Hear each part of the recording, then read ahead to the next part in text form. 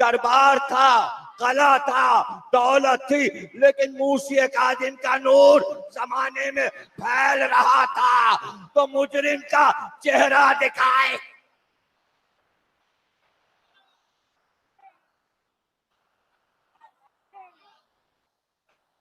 جب تک یہ بیٹھے ہوئے ہیں علم کی روشنی پھیل رہی ہے، علم کی روشنی پھیل رہی ہے۔ پہلے مہدی نے گرفتار کیا اپنے دور میں، قید میں رکھا۔ ہارون کا دور آیا، مہدی نے چھوڑ دیا تھا قید سے، لیکن جب ہارون نے قید کیا تو پھر قید سے نہیں چھوٹے، یہ کہہ کر چلے کہ اب ہم واپس نہیں آئیں گے، اب ہم واپس نہیں آئیں گے۔ یہ وہ دور ہے کہ کوئی بھی سید زادہ گھر سے نکلتا ہے تو ماں سے کہہ کے جاتا ہے، دیکھیے یہ رسم ہے پرانی ایک، اللہ اکبر، یاد آ گئی مجھے، کتابوں میں لکھی ہے، لغت میں لکھی ہے۔ جب کسی ماں کا بیٹا رخصت ہوتا ہے تو ماں ایک جملہ کہتی ہے، اللہ، کلیجہ کٹا جا رہا ہے جملہ کہنے سے پہلے۔ ماں کہتی ہے، بیٹا جیسے پوچھ دکھائی ہے اسی طرح چہرہ دکھانا۔ سب سے زیادہ یہ جملہ کہاں مشہور ہوا آپ کو پتا ہے؟ ام لیلہ نے کہا تھا، اے علی اکبر جیسے پوچھ دکھائی ہے چہرہ بھی دکھانا۔ کہتے ہیں اسی لیے علی اکبر لڑتے ہوئے واپس آئے تھے تاکہ ماں کا جملہ جو ہے نا وہ پورا ہو جائے۔ میں چہرہ تو دکھا دوں ماں کو، در خیمہ پہ ماں کھڑی ہے، تو جب کوئی سید زادہ گھر سے نکلتا تبھی سے یہ رسم بنی، بیٹا جا تو رہے ہو میرے لال، جیسے پوچھ دکھا رہے ہو چہرہ بھی دکھانا میرے لال۔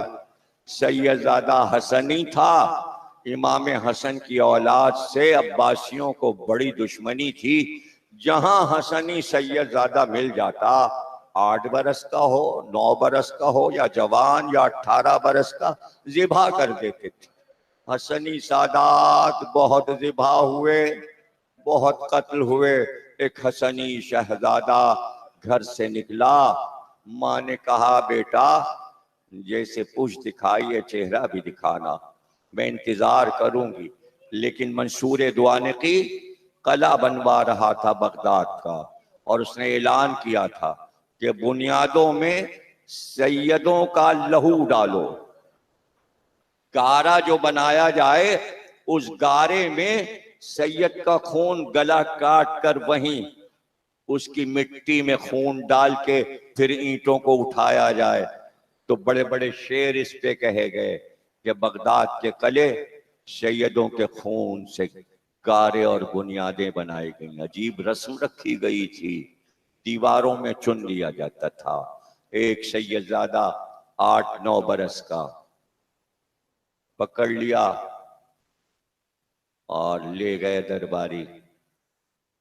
مستری کام کر رہا تھا، دیواریں اٹھ رہی تھی، کہ اسے چن دو۔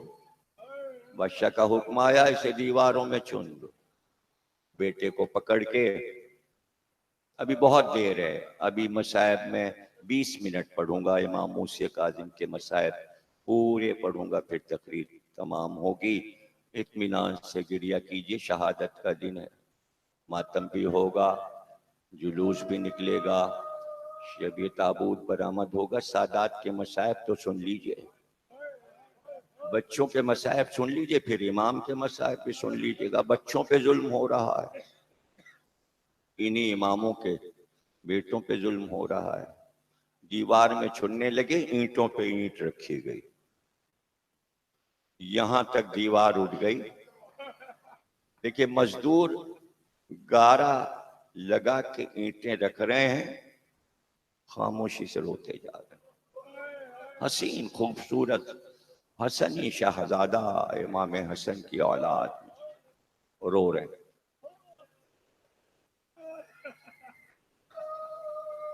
زلفیں شہزادے کی ہوا میں اڑ رہی، ہوا سے ہل رہی ہے۔ ادھر سے ایک مسافر جا رہا تھا اپنے اونٹ پر سوار۔ شہزادے نے پکار کے کہا، مسافر، ہم پہچان گئے تو مسافر ہے، اگر تیرا جانا مدینے ہو تو محلے بنی ہاشم چلے جانا، وہاں میری ماں رہتی ہے، اس سے کہہ دینا اب بیٹے کا انتظار نہ کرنا، اب واپس نہیں آئے گا۔ جزاک اللہ، تم سلامت رہو۔ گریہ کرنے والوں، یہی وقت ہے کہ دعا کرو، سب کے لیے، اپنے لیے دعا کرو۔ باب الحوائج سے فقر شاہ کی بھائی کی اہلیہ، فقر شاہ کے بھائی، اللہ انہیں اولاد نرینہ تک کرے۔ حمزہ صاحب کے لیے دعا، صحت کی دعا، جو بیمار ہیں مومنین ان کے لیے دعا، اللہ انہیں باب الحوائج کے صدقے میں صحت کلی عطا فرمائے۔ بہت بڑا دربار ہے، تابوت پکڑ کے بھی دعا کرنا۔ امام کی بارگاہ میں سیدزادے نے کیا کہا؟ محلے بنی ہاشم چلے جانا، میری ماں سے کہنا بیٹا واپس نہیں آئے گا، اب انتظار نہ کرنا۔ چلتا ہوا مسافر رک گیا، کہنے لگا شاہزادے محلے بنی ہاشم تو پوچھ کر چلا جاؤں گا، لیکن یہ بتائیے کہ میں آپ کی ماں کا گھر کیسے پہچانوں گا؟ کہ محلے بنی ہاشم کی گلیوں میں چکر لگانا، جس گھر سے مسلسل ایک بی بی کے رونے کی آواز آ رہی ہو وہیں رک جانا، میری ماں رات بھر روتی ہے، انتظار میں دن بھر روتی ہے، وہی میری ماں ہے، اس سے کہنا اب بیٹا واپس نہیں آئے گا۔ شہزادہ دیوار میں چن دیا گیا۔ اب میں کیا کیا وقت ہوتا، اس کے لیے تو پورا عشرہ چاہیے موسی کاظم کے لیے کہ آپ کے بیٹوں کو کہاں کہاں قتل کیا گیا، کہاں کہاں جنگ ہوئی، اس لیے کہ ایران کا پورا سفر ہے امام کے بیٹوں کا۔ جب امام رضا ایران گئے تو معصومہ قم جب روانہ ہوئی بھائی کے پاس جانے کے لیے تو 7 بھائی بہن کو لے کر چلے تھے، جس میں جعفر بن موسی کاظم بھی ہیں، احمد بن موسی کاظم بھی ہیں، عمران بن موسی کاظم بھی ہیں۔ یہ سارے بھائی شہید ہوئے ہیں، جنگ ہوئی ہے، راستوں میں لڑائیاں ہوئی ہیں، بہادری سے لڑے بھی ہیں اور شہید بھی ہوئے ہیں۔ کہاں کہاں فاطمہ کے جگر کے ٹکڑے کیسے کیسے بکھر گئے، کہاں کہاں قبریں بن گئیں۔ مگر جیسا کہ کل پڑھا کہ ایک بیٹا قاسم بابا کو ڈھونڈنے نکلا تھا، جب سے گھر سے قیدی بنا کے لے جائے گئے تھے تو سپاہیوں سے کہا تھا ایک بار مجھے اپنے جد رسول اللہ کی قبر پر جا کر زیارت تو کر لینے دو۔ آپ کو پتہ ہے کہ کس کس طرح زبان سے اذیت پہنچائی جاتی تھی۔ ہارون آیا رسول اللہ کی قبر پر اور امام کو بھی بلوایا، امام آ کے کھڑے ہو گئے۔ امام کے سامنے ہارون کہتا ہے اے میرے چچا زاد بھائی محمد تم پر سلام، اے میرے چچا زاد بھائی محمد تم پر سلام، ہارون کہتا ہے۔ تو امام نے فرمایا اے میرے جد رسول خدا آپ پر سلام۔ وہ کیا کہہ رہا ہے چچا زاد بھائی؟ موسی کاظم کیا کہہ رہے ہیں؟ میرے جد آپ پر سلام، میرے باپ آپ پر سلام۔ کہتا ہے آپ جد کیوں کہہ رہے ہیں؟ آپ باپ کیوں کہہ رہے ہیں ان کو؟ آپ تو بیٹی کے بیٹے ہیں۔ تو آپ نے فرمایا قرآن میں ابناکم پڑھا ہے تو نے، جب اللہ حسن اور حسین کو محمد کا بیٹا کہہ دے تو پھر سارے امام بیٹے ہیں رسول اللہ کے۔ ہارون خاموش ہو گیا، لیکن یہیں سے دل میں کینہ بیٹھ گیا۔ جاتے ہی حکم دیا موسی کاظم کو گرفتار کر لو۔ جب آپ کو قیدی بنایا گیا، ہتھکڑیاں پہنائی جا چکی تھی، اسی عالم میں رسول اللہ کی قبر پہ گئے۔ یہ پہلا امام ہے جو رسول اللہ کی قبر پر ہتھکڑیاں پہنے ہوئے آئے۔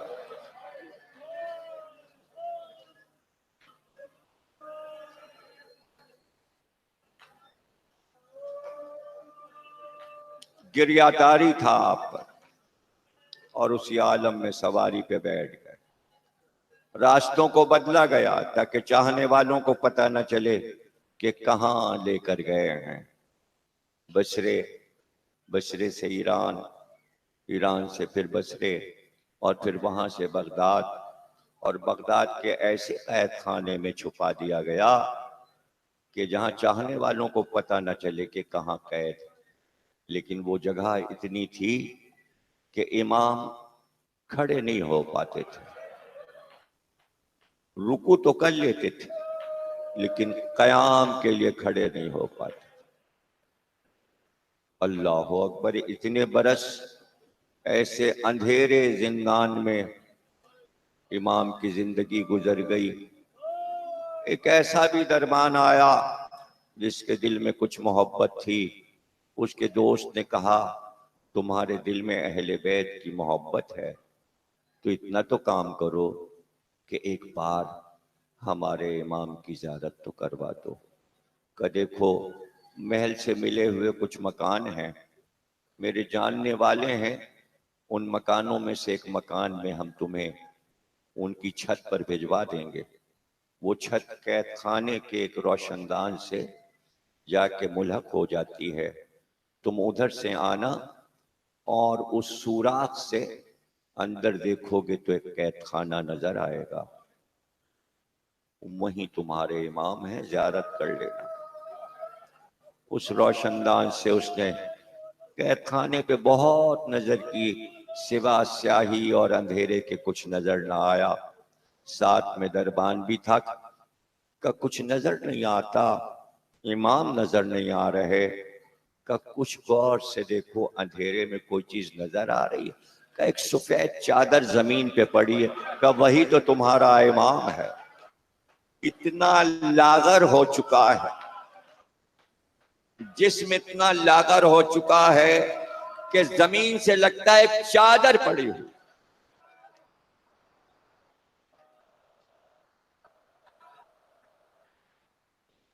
تم جیو، تم سلامت رہو،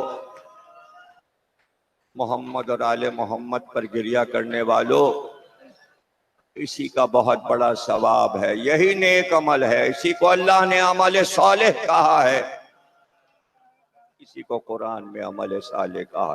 حسین پر گریہ، اولاد حسین پر گریہ، کہ وہی تمہارے امام موسیٰ کاظم ہیں، کہ آپ جلدی سے نکل جاؤ، اگر بادشاہ کو خبر ہو گئی تو مجھے بھی قتل کرا دے گا اور تمہیں بھی قتل کرا دے گا۔ قید میں اتنے دن رکھنے کے باوجود سازشیں تیار کرتا تھا۔ جب روضہ رسول سے چلے تھے تو مدینے کے ہر گھر سے گریہ کی آواز آئی تھی، تو ہارون نے کہا تھا پورے شہر کو میں نے کسی پہ روتے نہیں دیکھا، کہ مدینے کا ایک ایک گھر ان کا چاہنے والا ہے۔ دل میں اور کینہ بیٹھ گیا کہ میں بادشاہ ہوں، محبتیں ان کے ساتھ ہیں۔ آج بھی دیکھیے آپ، محبتیں ہمارے ساتھ ہیں، حکومتیں اوروں کے ساتھ ہیں، ہمارے پاس سب سے بڑی دولت اہل بیت سے محبت ہے۔ پورا مدینہ رو رہا تھا اور بکا کر رہا تھا۔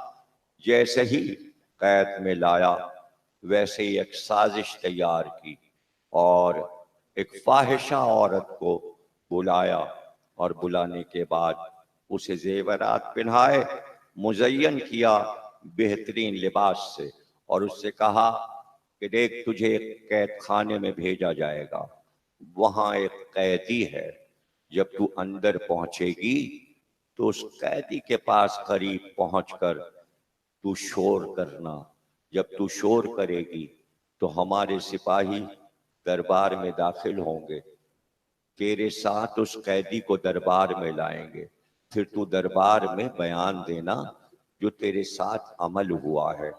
اس طرح ہم اس قیدی کو بدنام کرنا چاہتے ہیں۔ عورت ظاہر ہے کہ فاحشہ تھی، اسے تو بادشاہ کی طرف سے حکم تھا اور رقم بھی ملی تھی، وہ تو اپنی ڈیوٹی پر تھی، وہ پہنچ گئی قید خانے میں۔ لیکن جب قید خانے میں پہنچی تو اس نے منظر یہ دیکھا کہ وہ قیدی تو سجدے میں پڑا ہوا ہے، وہ کبھی دائیں گئی اور کبھی بائیں گئی، کبھی سامنے گئی. اس نے بہت کوشش کی کہ اپنی طرف مخاطب کرے، لیکن اس قیدی نے سجدے سے سر نہیں اٹھایا. اور بس وہ یہ دیکھتی رہی کہ کتنی فصاحت اور بلاغت سے جو کچھ پڑھا جا رہا تھا سجدے میں، اس نے اس سے پہلے ایسی فصاحت سنی تھی نہ ایسی بلاغت سنی تھی. پھر اس کے بعد اس نے یہ بھی دیکھا کہ سجدہ کرنے والے پر روب و دبدبا کتنا ہے، اس قید خانے میں ہیبت کتنی ہے. اب سمجھے ان کے معصوم کے سجدے میں ایک ہیبت ہوتی ہے. جب تک حسین سجدے میں تھے لشکر یزید کا کوئی آدمی قریب نہیں آ پا رہا تھا. سجدے کی حسین کی ہیبت کل بھی تھی اور آج بھی ہے. تو حسین کا بیٹا ہے نا موسی کاظم، اس کے سجدے کی بھی ہیبت ہے. اسے کہتے ہیں عبادت. کچھ دیر کے بعد اس کے اوپر لرزہ طاری ہوا اور کچھ ایسا دعاؤں کا اور تکبیروں کا اثر ہوا کہ وہ خود بھی سجدے میں گر گئی اور سجدے میں پڑھ کے رونے لگی. اور جو کلمات وہ سن رہی تھی وہ سجدے میں دہراتی جاتی تھی اور روتی جاتی تھی.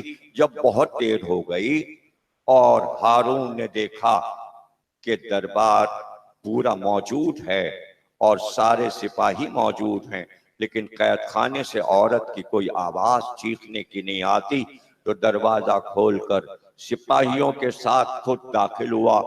لیکن منظر یہ دیکھا کہ قیدی تو سجدے میں ہے، قریب ہی وہ عورت بھی سجدے میں پڑی رو رہی ہے اور فریاد کر رہی ہے. بازو پکڑ کے اسے کھینچا گیا، کھینچتے ہوئے دربار میں لائے تو وہ دھارم دھار رو رہی تھی. ہارون نے کہا تجھے کس کام کے لیے بھیجا تھا؟ یہ تو سجدے میں کیوں گر گئی؟ کہ اس سے پہلے نہ کسی عبادت گزار کو دیکھا تھا، نہ عبادت کا مزہ پتا تھا، نہ سجدے کا مفہوم معلوم تھا.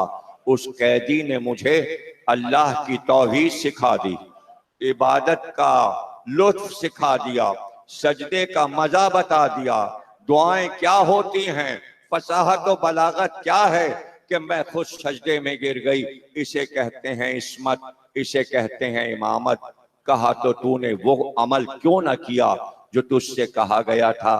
کہ میں نے کوشش تو کی تھی لیکن ایک بار میں نے منظر یہ دیکھا کہ وہ قید خانہ نہیں تھا، ایک شاندار باغ تھا جس میں پھول کھلے درخت تھے، فوارے چل رہے تھے اور کئی سو خوبصورت عورتیں بالوں میں موتی پروئے ہوئے چاروں طرف باغ میں پھر رہی تھیں. اور وہ بار بار آ کے مجھ سے کہتی تھیں تو کیوں آئی ہے؟ تیرا یہاں کیا کام ہے؟ تجھے پتا ہے ہم جنت کی حوریں ہیں، یہ جنت کا حجرہ ہے. اللہ نے ہم کو مامور کیا ہے کہ جا کر موسی کاظم کی خدمت پر مامور ہو جاؤ. برسوں سے تو ہم آتے ہیں، یہ نظر اٹھا کر جنت کی حوروں کی طرف تو دیکھتا نہیں، تو تیری طرف یہ قیدی کیا دیکھے گا؟ آج تک ہم نے اسے سوا سجدے کے اور عبادت کے کرتے ہوئے کبھی کسی طرف نظر دوڑاتے نہیں دیکھا. ہم تو اس حسرت میں ہیں کہ کبھی یہ ہم کو بلائے اور ہم سے کہے کہ کوئی خدمت بدا لاؤ. جب جنت کی حوروں کی خدمت یہ نہیں لیتا تو تیری حقیقت کیا ہے؟ تو دنیا کی ایک فاحشہ عورت، چلی جا یہاں سے. اس لیے میں سجدے میں گر گئی، اس لیے کہ جنت کا نظارہ میں نے اپنے نگاہوں سے دیکھا، میں نے حوروں کو دیکھا.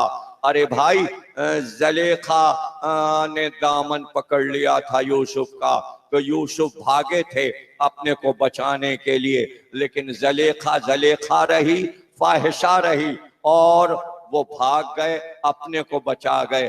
اسے کہتے ہیں امامت، کہ یہاں بچانے کا تو کوئی مسئلہ ہی نہیں، اس لیے کہ صاحب عصمت پر کوئی حملہ کر ہی نہیں سکتا، اس لیے کہ وہ معصوم ہے. لیکن اگر گناہگار آس پاس آ جائے تو اس کو بھی عبادت گزار بنا دیتا ہے. یہ امامت کی شان ہے. یوسف اپنے کو تو بچا گئے لیکن زلیخا کو مسلمان نہیں کر سکے، زلیخا کو عبادت گزار نہیں بنا سکے. لیکن ہمارے ائمہ، اللہ اکبر، امام حسن سجدہ کر رہے تھے اور میدان تھا مدائن کا، سجدے میں تھے، ایک عورت سامنے آ کے کھڑی ہو گئی۔ امام حسن جیسے ہی سجدے سے اٹھے، عورت پہ نظر پڑی۔ ایک بار امام حسن رونے لگے، گریہ کرنے لگے، اتنا گریہ کیا کہ وہ سامنے جو عورت بیٹھی تھی وہ بھی گریہ کرنے لگی اور روتے روتے اٹھ کے چلی گئی، روتے روتے اٹھ کے چلی گئی۔ رات کو امام حسن علیہ السلام سوئے تو دیکھا خواب میں حضرت یوسف کھڑے ہوئے ہیں اور رو رہے ہیں۔ امام حسن نے پوچھا آپ گریہ کیوں کر رہے ہیں؟ کہا ہم گریہ اس لیے کر رہے ہیں کہ ہم سے زیادہ حسن اللہ نے محمد کی اولاد کو عطا کیا۔ ہم نے اپنے حسن کے ذریعے اپنی نبوت کو بچایا، ہم زلیخا سے بچا تو گئے، لیکن آپ نے جس طرح گریہ کیا، اللہ اکبر۔ اور یوسف تو بس قید میں یہی کہتے تھے پروردگار کب مجھے اس قید سے نکالے گا، لیکن امام موسی کاظم قید میں ہر وقت یہ دعا پڑھتے، تو نے مجھے قید میں بھیج دیا، تیرا شکر ہے، ایک عبادت کا گوشہ مل گیا، اب یہاں دنیا نہیں ہے، بس میں ہوں اور تیرا ذکر ہے، میں ہوں اور تیرا ذکر ہے۔ بھائی یہی تو توحید ہے نا، اسی کو تو توحید کہتے ہیں۔ تو ائمہ کی توحید ہم پڑھتے ہیں، اس کے بعد نصیری کا الزام، یہ کیا مانی؟ اس کی کیا مانی؟ یہ کیسی بات ہے؟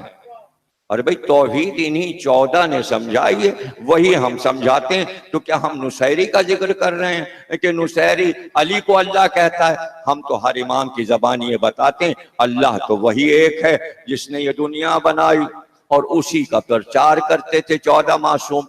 یہ حرکتیں اگر نہیں چھوڑیں گے آپ تو مجھے تو یہ ڈر لگا ہوا ہے کہ ہم لوگ تو نصیری نہیں ہوئے، نصیری کا رٹا لگاتے لگاتے کہیں آپ لوگ خود نصیری نہ ہو جائیں۔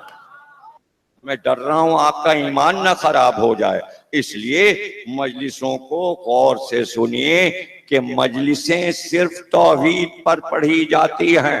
آج میں موسی کاظم کی زبانی توحید سمجھا رہا ہوں کہ اس قید خانے میں صرف یہ دعا، پروردگار تو نے قید تنہائی دے دیا، جہاں دنیا نہیں ہے صرف میں ہوں اور تو ہے، اور میں تیرا شکر ادا کرتا ہوں۔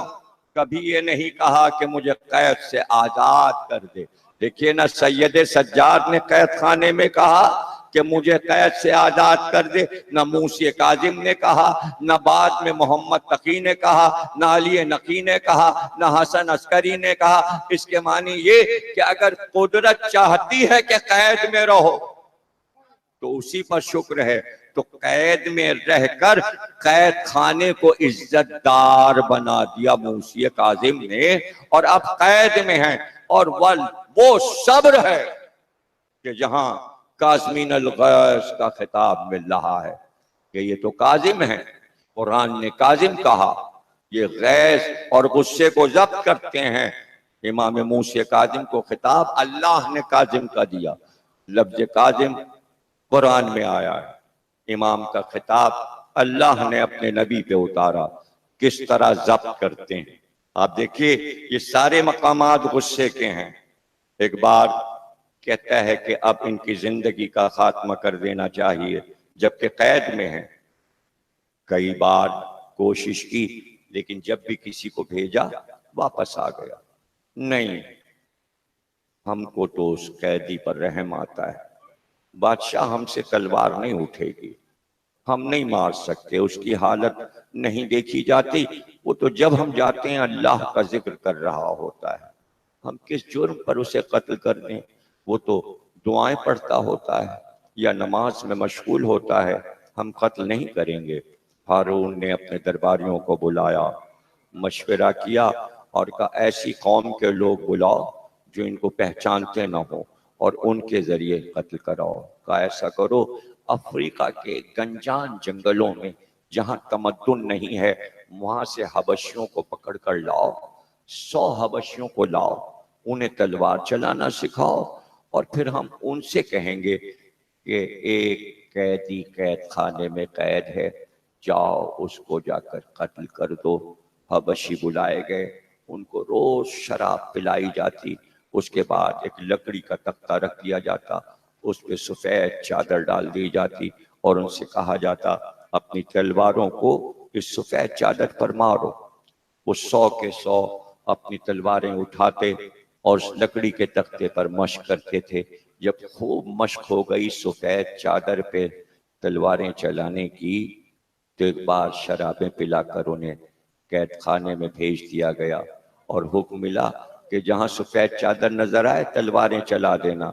تو ایک سفید چادر ہی اوڑھے تو قیدی لیٹا ہوتا تھا، کبھی کبھی رات کو بھیجا گیا، وہ گئے اور ایک بار انہوں نے چاہا کہ اپنی تلواروں کو چلانا شروع کریں کہ اس قیدی نے اپنے چہرے سے چادر کو ہٹایا، کھسکایا، ہتھکڑیاں بندھے ہاتھوں سے چادر کو جو سرکایا تو چہرہ نظر آیا۔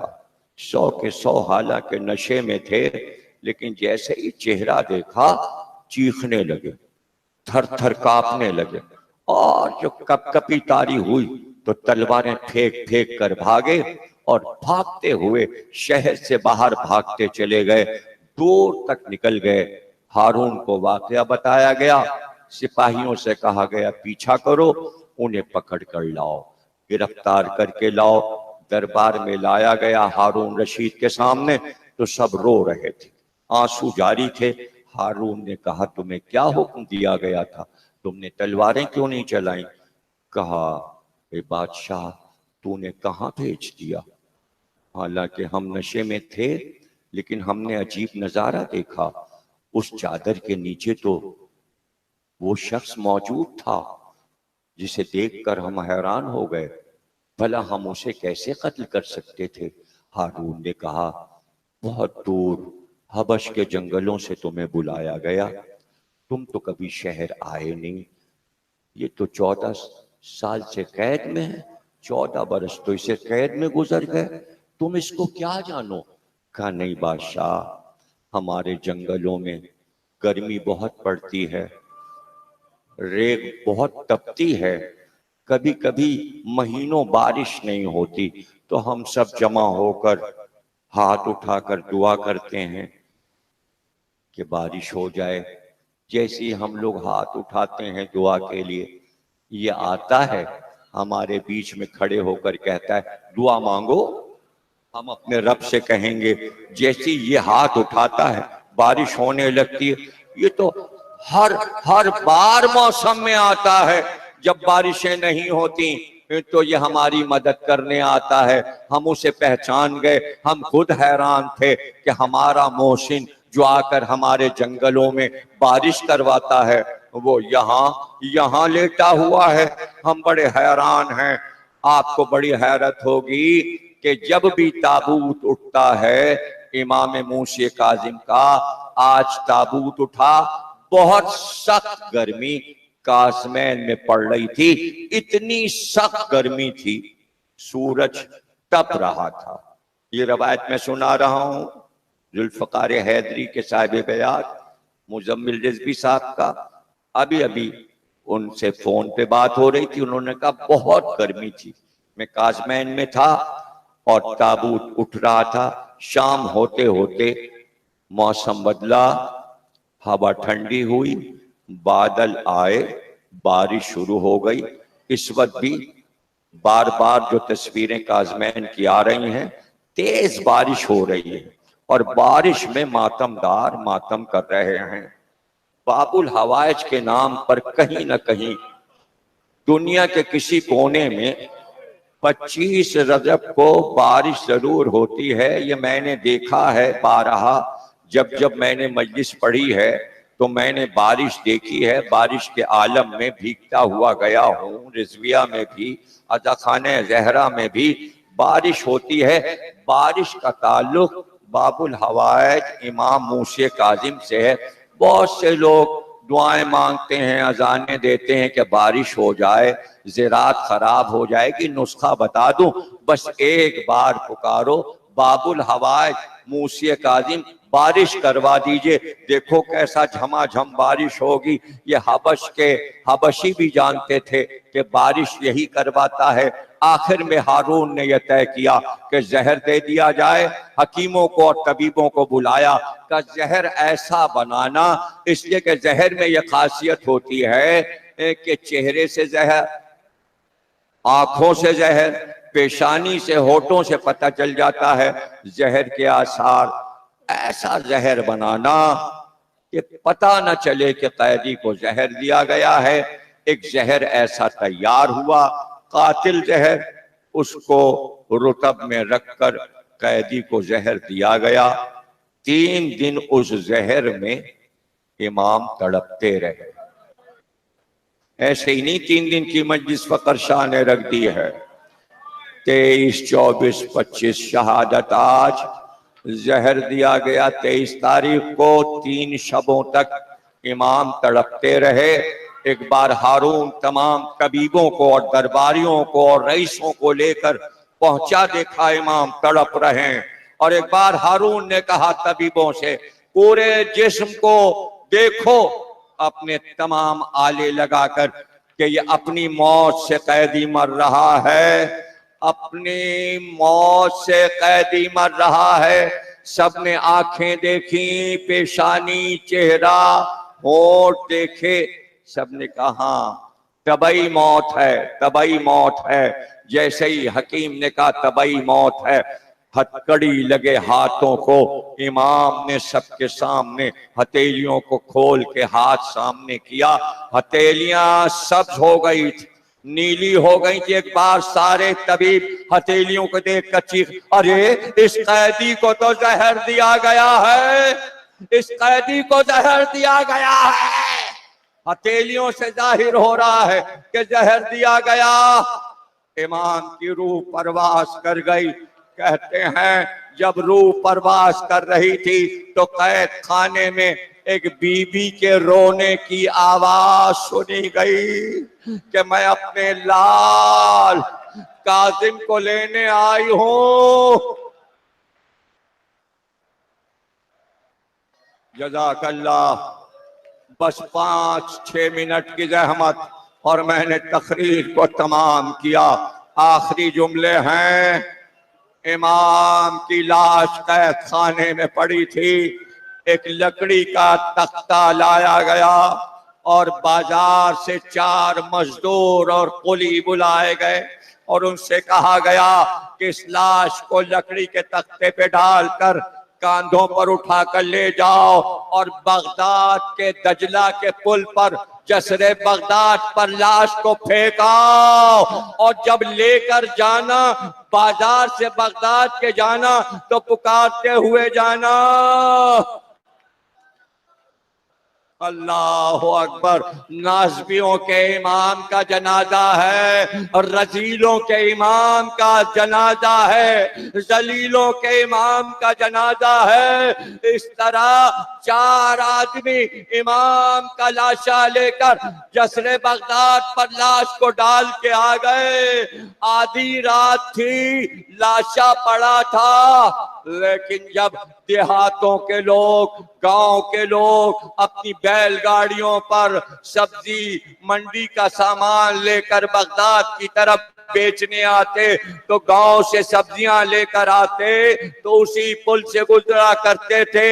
صبح کا وقت تھا، 4 بج رہے تھے، ایک بار قافلہ پہنچا، چلتی ہوئی گاڑیوں کے اونٹ رک گئے، بیل رک گئے، گھوڑے گاڑیاں رک گئیں، سب بہت پریشان ہوئے، اپنے جانوروں کو تازیانے مارے کہ یہ آگے قدم کیوں نہیں بڑھاتے، لیکن وہ تازیانے کھا کر، کوڑے کھا کر بھی جانور آگے نہیں بڑھ رہے تھے۔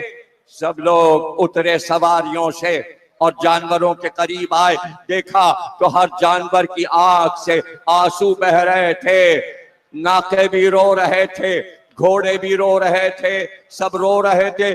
بڑے پریشان ہوئے کہ یہ جانور روتے کیوں ہیں، اوپر پل پر کوئی حادثہ ہوا ہے، ذرا چل کر دیکھیں۔ ایک بار سب پہنچے پل پر، دیکھا ایک لاش ایک لکڑی کے تختے پر پڑی ہے، حیران ہو کر پوچھنے لگے جانے کس کا لاشا ہے، لیکن یہ جانور اس لاش سے اتنے مانوس کیسے ہیں کہ آگے نہیں بڑھتے۔ ابھی حیران پریشان سب کبھی واپس آتے، کبھی پل پر جاتے اور ایک دوسرے سے پوچھتے کس سے پتہ لگائیں یہ لاشا کس کا ہے، یہ لاش کس کی ہے۔